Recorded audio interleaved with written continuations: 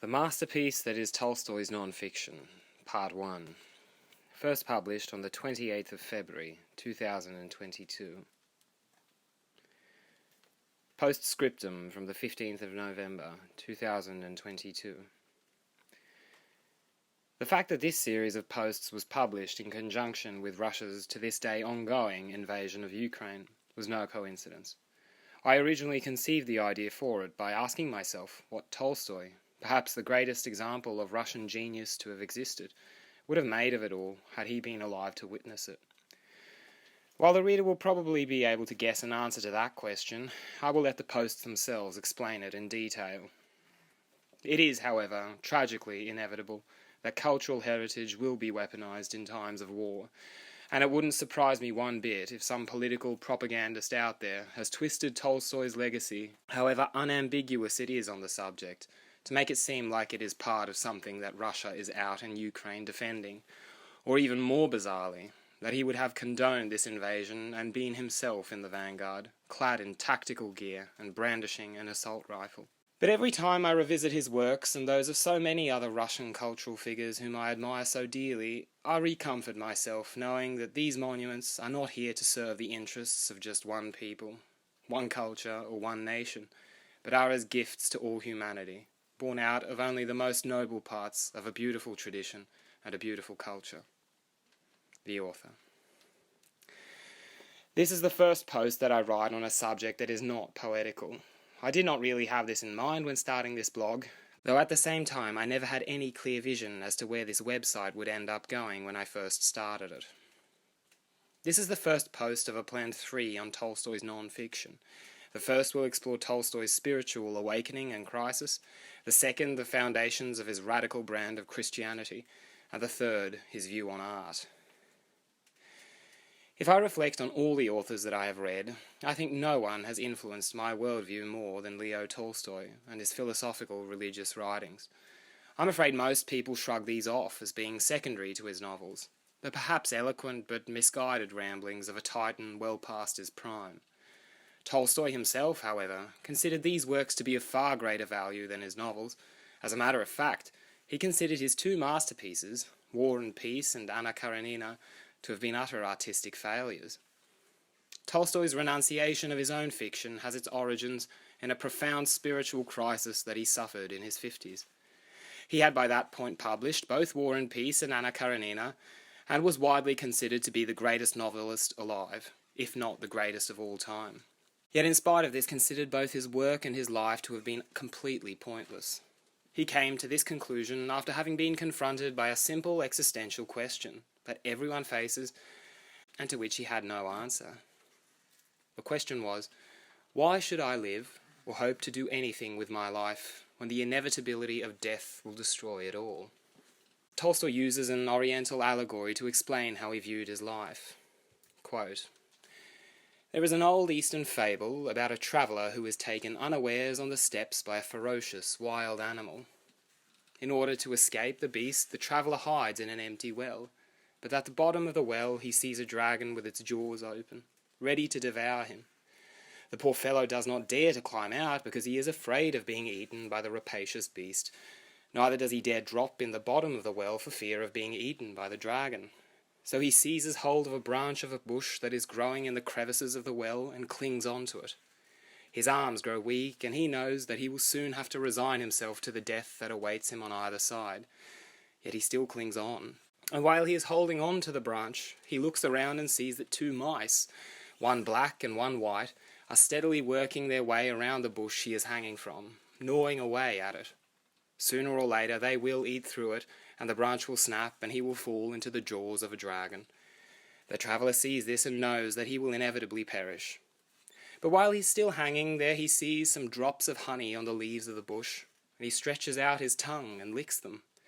In the same way I am clinging to the tree of life, knowing full well that the dragon of death inevitably awaits me, ready to tear me to pieces, and I cannot understand how I have fallen into this torment.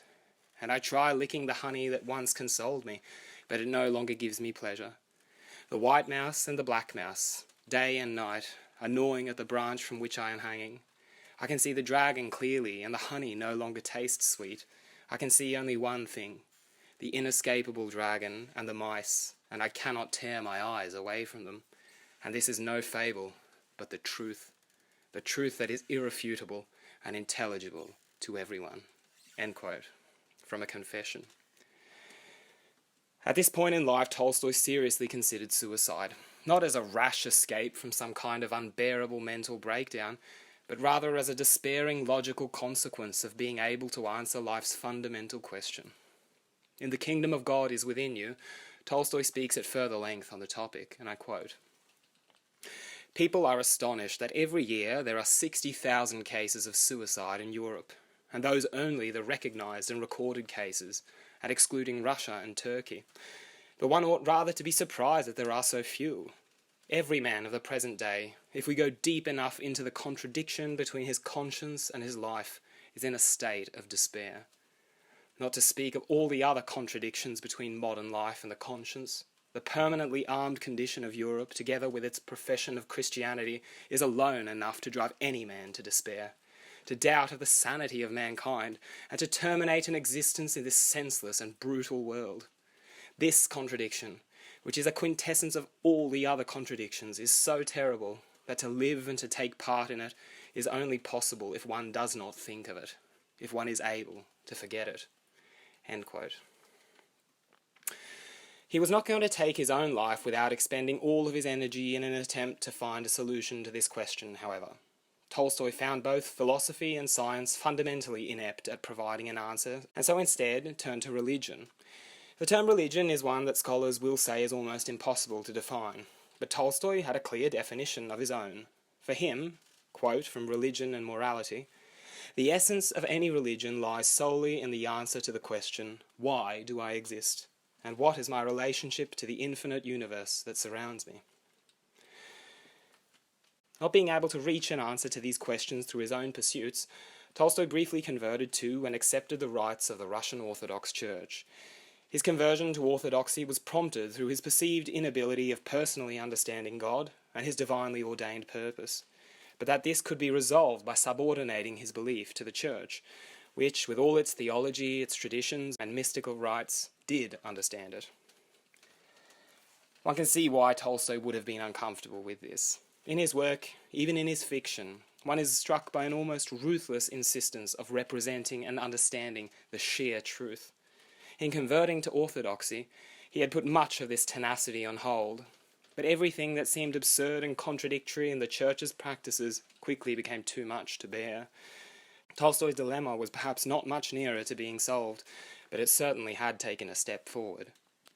I quote from a confession, "While listening to the church services, I paused at each word, and whenever I could, I gave it meaning. In the liturgy, the most significant words for me were, 'Love one another in unity.'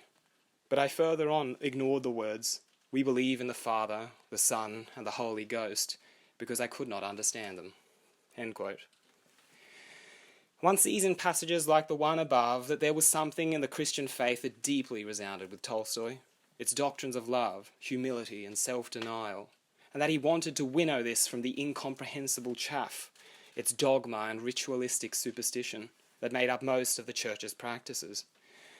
Tolstoy quickly started drifting away from any conceivable branch of Christianity and became a church of one. Nonetheless, he unflinchingly identified as a Christian, and I suspect that a large part of this identification was actually to distinguish himself from most of the Christian institutions of his day, most of which he considered fundamentally un-Christian. Tolstoy's hostility to the Church was not something he was going to keep to himself, and it is no surprise that Tolstoy was excommunicated and excoriated by many prominent Christian figures of his day, and he does not hold back when going on the offensive. Here I quote from What is Religion and of What Does Its Essence Consist? "Indeed, no other faith has ever preached things so incompatible with reason and contemporary knowledge, or ideas so immoral as those taught by church Christianity. This is without mentioning all the nonsense in the Old Testament, such as the creation of light before the sun, the creation of the world 6,000 years ago, the housing of all the animals in the ark, and all the various immoral atrocities such as the order to murder children and entire populations at God's command. Nor have we mentioned the absurdity of the sacrament, of which Voltaire said, "There have been and are a great many absurd religious teachings, but never before was there one in which the main religious act consists in eating your own God." And what can be more ridiculous than saying Our Lady was both mother and virgin, or that the heavens opened up and a voice rang forth, or that Christ flew up to heaven and is seated up there somewhere, at the right hand of his Father, or that God is three persons in one, not three gods like Brahma, Vishnu and Shiva, but three combined in one. There can be nothing as immoral as those dreadful teachings according to which an angry and vengeful God punishes everyone for the sin of Adam, or that he sent his Son to earth to save us, knowing beforehand that men would murder him and be damned for it. Again, it is absurd to suggest that man's salvation from sin lies in baptism, or in believing that all these things actually happened, and that the Son of God was killed in order to save people, and that those who do not believe it will be punished by God with eternal torment. And so, putting aside those things some people consider to be additions to the essential religious dogma, such as faith in certain relics or icons of the Virgin Mary, prayers of supplication, addresses to various saints according to their speciality, or the Protestant doctrine of predestination, even so the very premises of this religion, accepted by all and formulated in the Nicene Creed, are so ridiculous and immoral, and so contradictory to healthy human feeling and reason, that people cannot believe in them. They can repeat certain words with their lips, but they cannot believe in things devoid of meaning. One can use one's lips to say, "I believe the world was created 6,000 years ago," or "I believe in God the Father in three persons." But no one can believe it all, because the words make no sense. Therefore, the people of our world who profess a distorted form of Christianity do not actually believe in it. This is the peculiarity of our times. End quote. All this might perhaps leave you wondering what made up the foundations of Tolstoy's Christian beliefs then. I will get to that in the next post.